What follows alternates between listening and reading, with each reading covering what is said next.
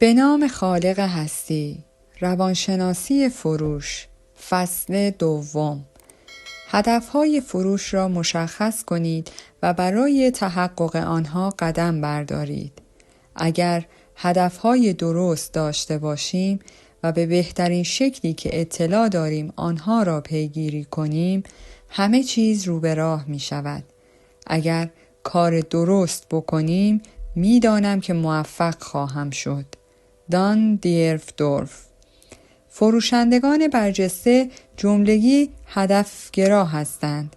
به نظر می رسد که در هر مطالعه‌ای کیفیت هدفگرایی با سطوح بالای موفقیت در ارتباط است. پردرآمدترین فروشندگان از قبل می دانند که درآمد هفتگی، ماهیانه، فصلی و سالانه آنها چقدر خواهد بود. آنها می دانند که برای رسیدن به سطح معینی از فروش روزانه چند بار باید با خریداران احتمالی تماس تلفنی برقرار کنند. آنها دقیقاً می دانند با پولی که دریافت می کنند چه خواهند کرد.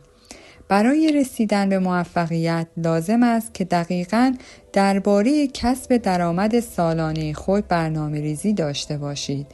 اگر درباره هدف درآمدی خود اطلاع دقیق نداشته باشید، فعالیت‌های فروش شما از تمرکز و دقت کافی برخوردار نخواهد بود. کارتان شبیه کسی خواهد بود که بخواهد در هوای مه‌آلود به هدف شلیک کند. اگر بهترین تیرانداز جهان هم باشد، تا هدف را نبیند نمیتواند به آن بزند. دقیقاً باید بدانید که چه هدفی دارید. هدف درآمد سالانه شما. با هدف سالانه خود شروع کنید. در 12 ماه آینده چه مبلغی می خواهید کاسبی کنید؟ رقم دقیق آن کدام است؟ این رقم را یادداشت کنید. این هدفی است که باید در جانب آن حرکت کنید و در مدت 1 سال به آن برسید. به این هدف واقع بینانه احتیاج دارید، اما این هدف باید چالشدار باشد. پردرآمدترین سالی را که تا به حال داشته اید در نظر بگیرید و آن را تا 25 تا 50% بیشتر کنید.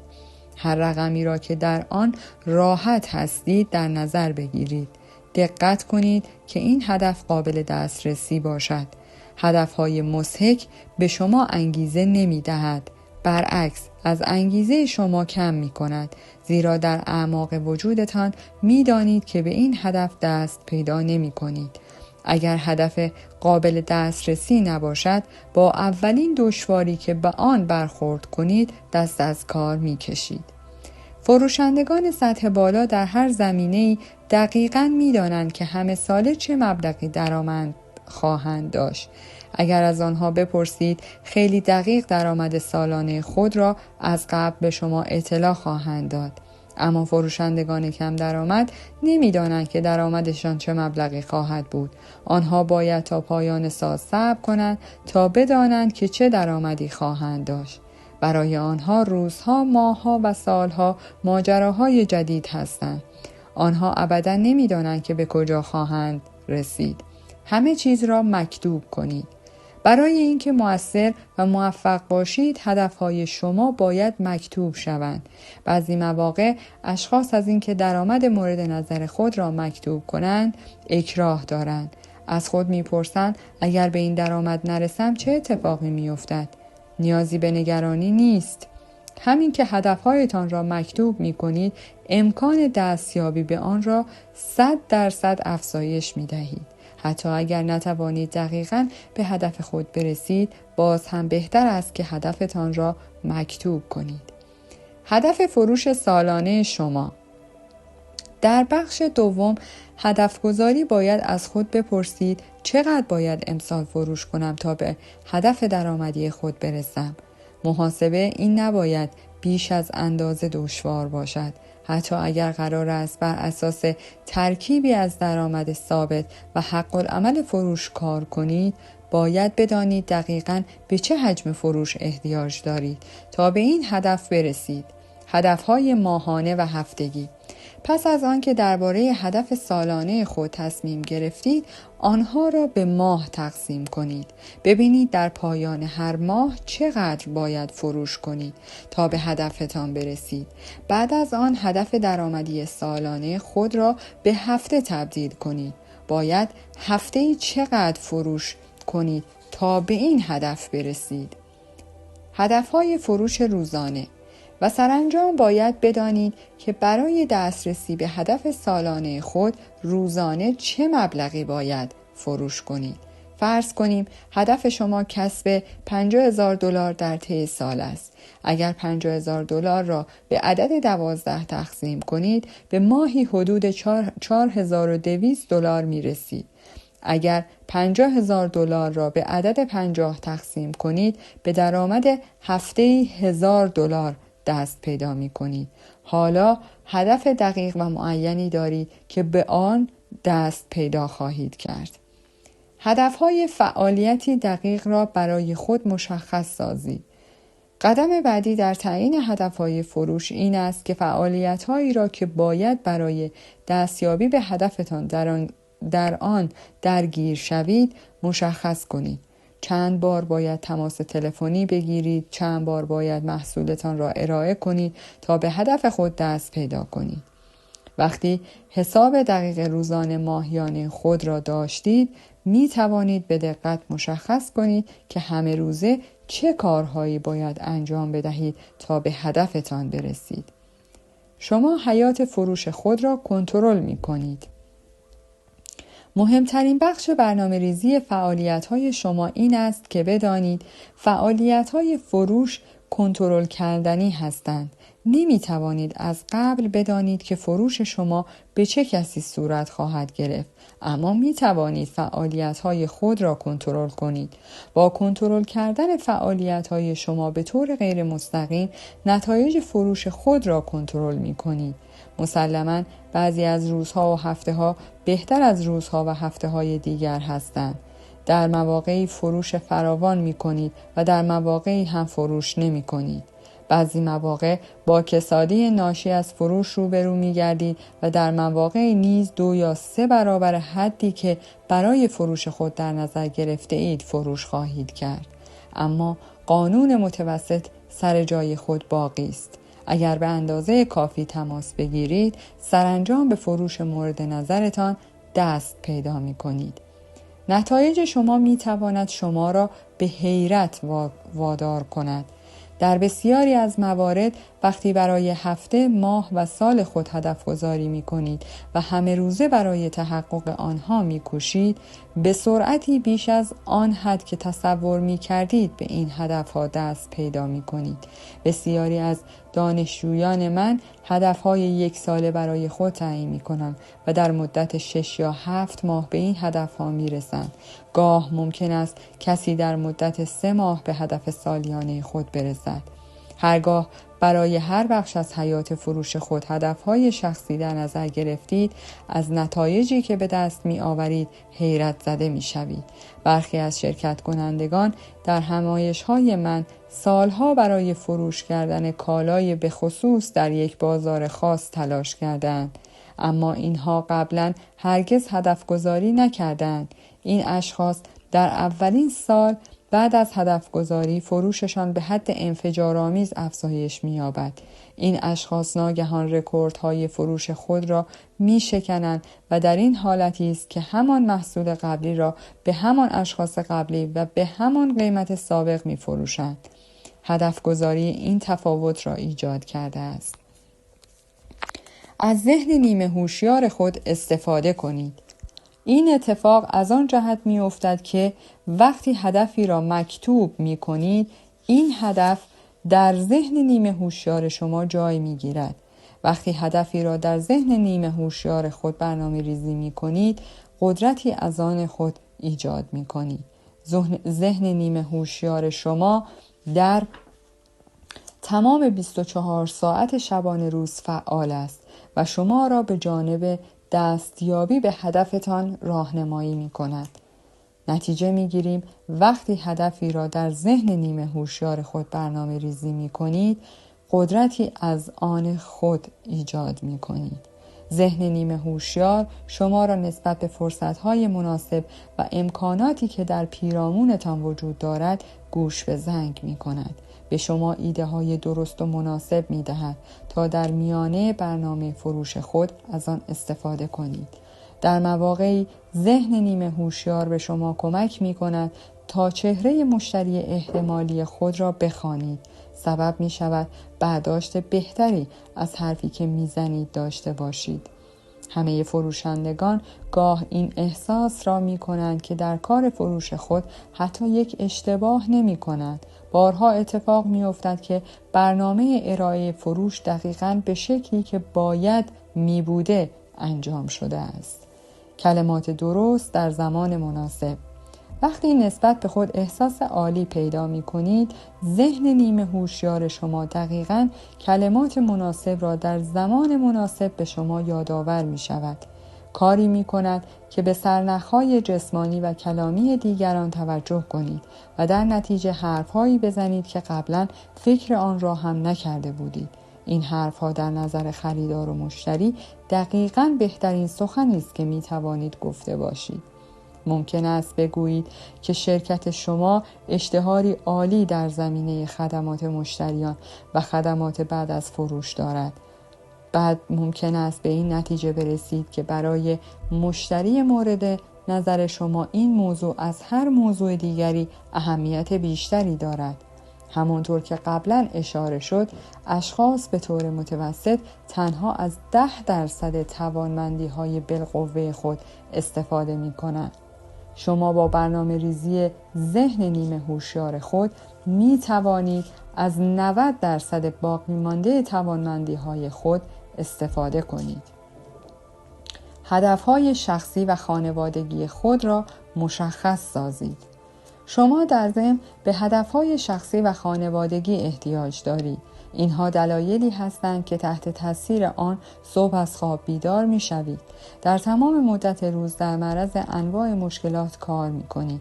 هرچه درباره هدف‌های شخصی و خانوادگی خود دقیق‌تر فکر کنید، انگیزه بیشتری پیدا می‌کنید و سریع‌تر می‌توانید از شکست‌های موقتی فاصله بگیرید.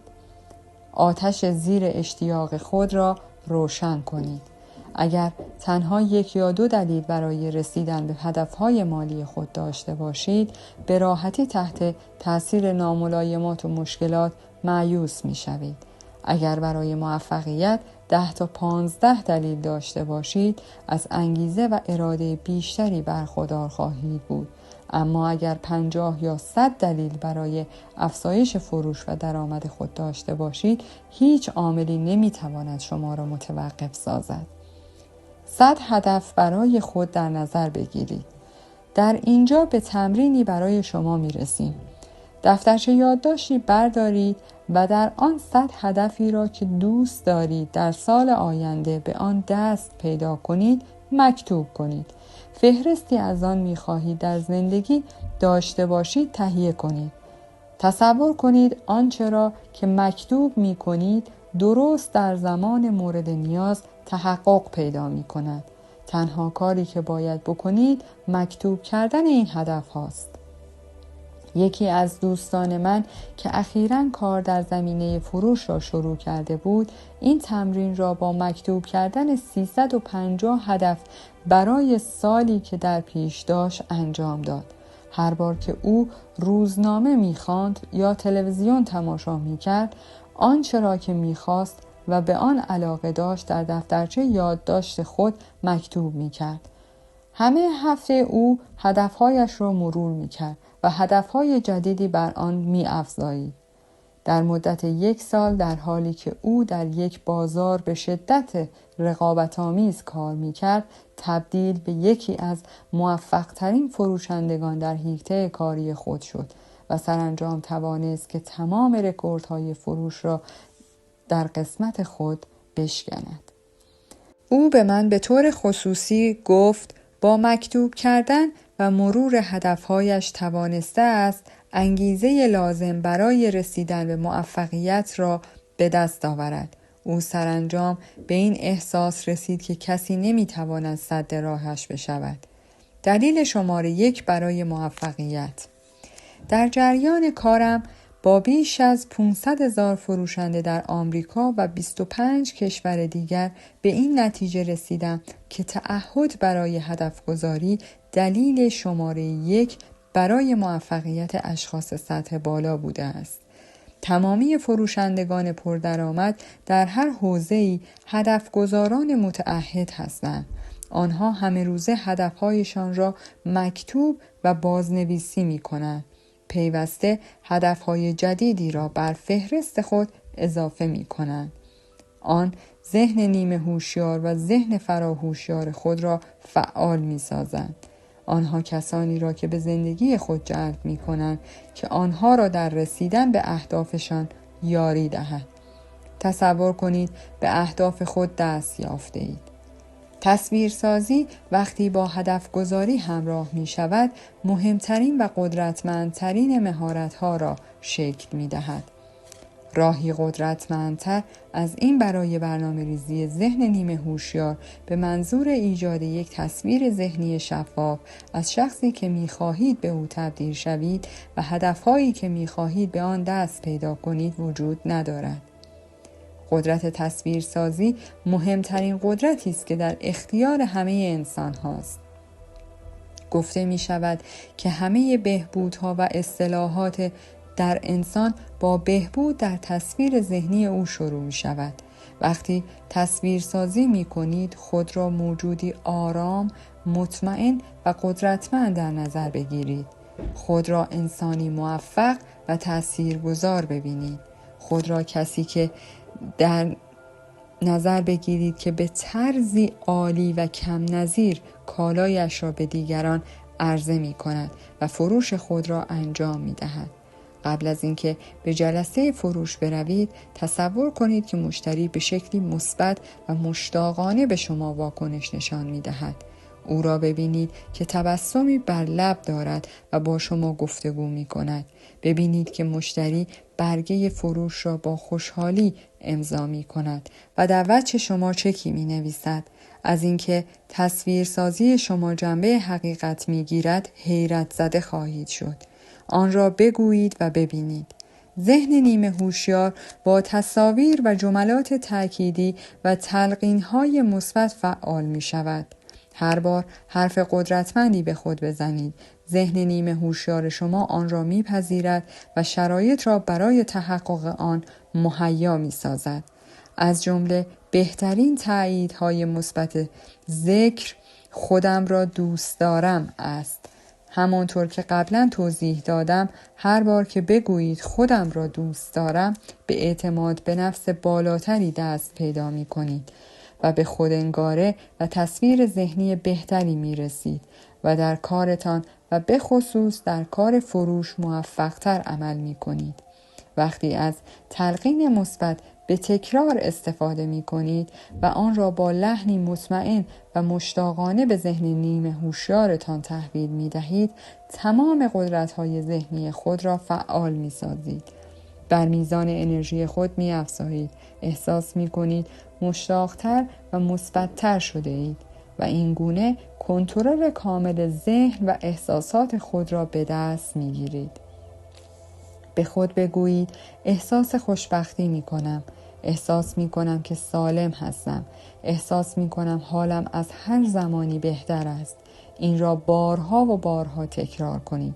هر بار که این جملات را تکرار می کنید، احساس شادمانی و اعتماد به نفس بیشتری پیدا می کنید.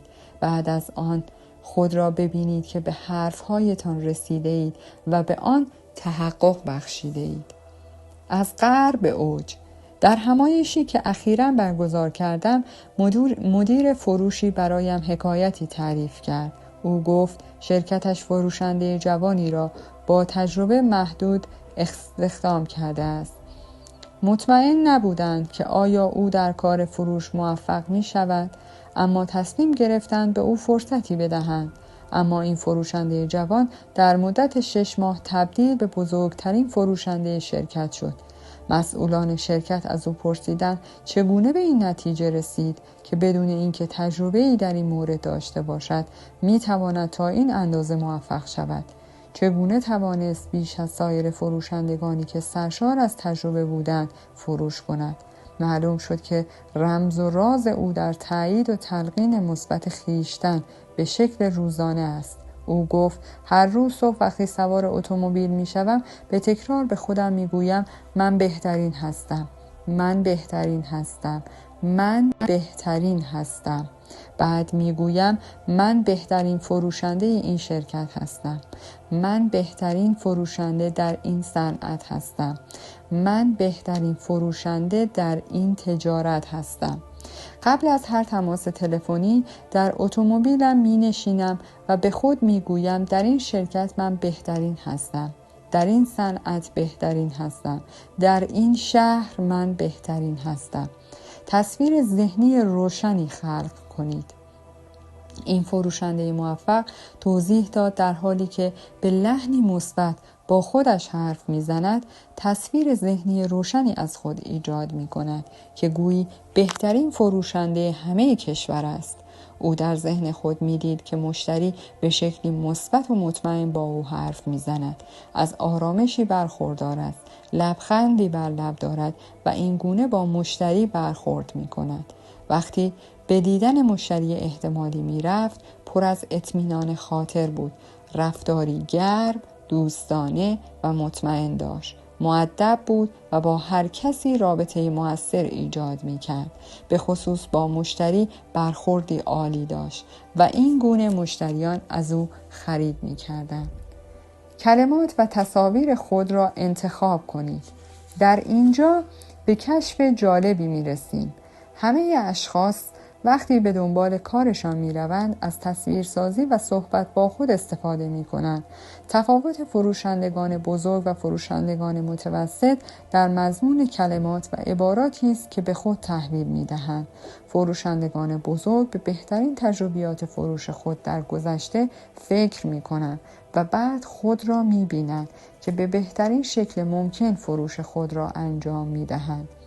فروشندگان معمولی هم از تصویرسازی و تلقین استفاده می کنند، اما متاسفانه اغلب آنها به تجربیات منفی که اخیراً داشتند توجه می کنند. آنها به تلف شدن انرژی خود توجه می کنند که چگونه نتوانستند فروش خود را انجام دهند. در هر مورد با تصویرسازی و تلقین مثبت شخص تجربه قبلی خود را به نمایش می‌گذارد. وقتی از خود تصویر ذهنی شفاف و موفقی را به نمایش می‌گذارید، ذهن نیمه هوشیار شما این تجربه را در فروش بعدی شما فرافکن می‌کند. شما ذهن نیمه هوشیار خود را کنترل می‌کنید. ذهن نیمه هوشیار بی‌طرف و خنثی‌ست و به گل شباهت دارد. می توانید آن را به هر شکلی که می خواهید درآورید. ذهن نیمه هوشیار فکر نمی کند و تصمیم نمی گیرد. به جای همه اینها از فرامین ذهنی شما اطاعت می کند. وقتی کنترل کامل ذهن هوشیار خود را به دست می گیرید و تنها درباره آنچه می خواهید حرف می زنید، فرمان روشنی به ذهن نیمه هوشیار خود می دهید که اسباب موفقیت شما را فراهم می سازد. مانند کریستوف کلوف بفروشید.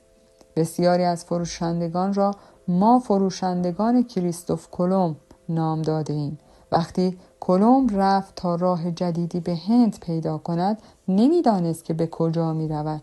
وقتی وارد آمریکا شد، نمیدانست که در کجاست و وقتی به اسپانیا برگشت، نمیدانست که به کجا رفته بود.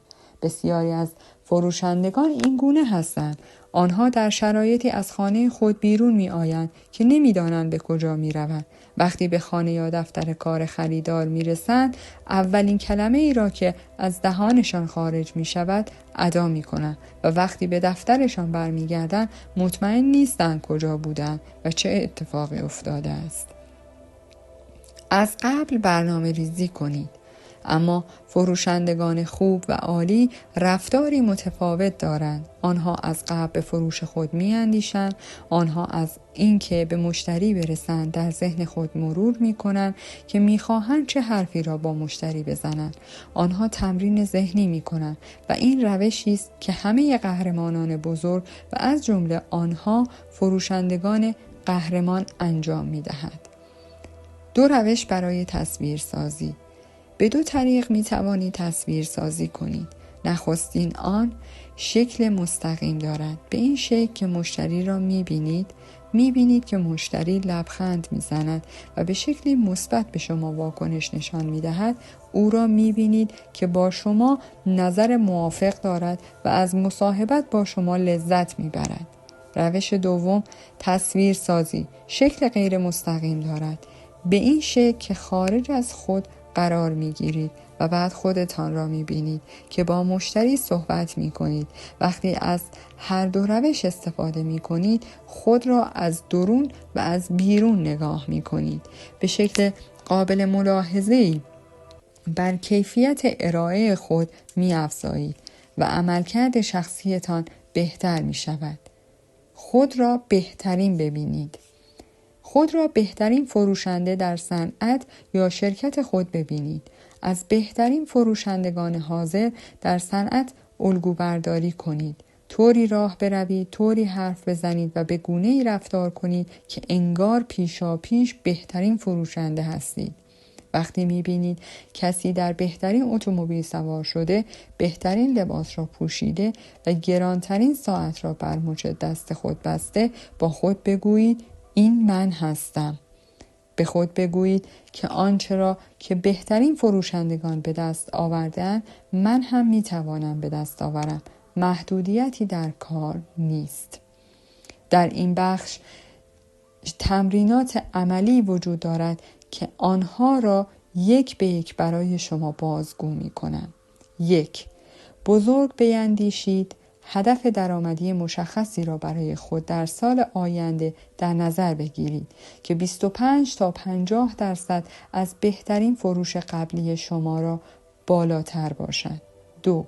تصمیم بگیرید برای دستیابی به این حد درآمد چقدر باید فروش کنید. 3. هدفهای فروش و درآمد خود را به ماه، هفته و روز سرشکن کنید. مشخص کنید که فروش روزانه شما چه اندازه‌ای باید باشد تا شما به هدفتان برسید. 4. از قبل درباره هر روزتان برنامه ریزی کنید. مشخص کنید با چند خریدار احتمالی تماس خواهید گرفت، چند نفر را خواهید دید و چند فروش باید بکنید. 5. هدفهای بزرگ و جالب برای خود در نظر بگیرید. به 50 تا 100 قلم کالایی که با درآمد جدیدتان می‌خواهید خریداری کنید اشاره کنید. 6.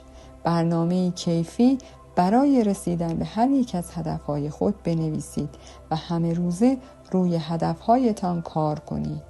7. مشخص کنید برای رسیدن به خواسته های خود چه بهایی را باید بپردازید و بعد شروع به پرداخت کنید. شما هم می توانید خواسته خود را مشخص کنید. می توانید درباره هدفها، خواسته ها و مقصدتان تصمیم بگیرید. W. استون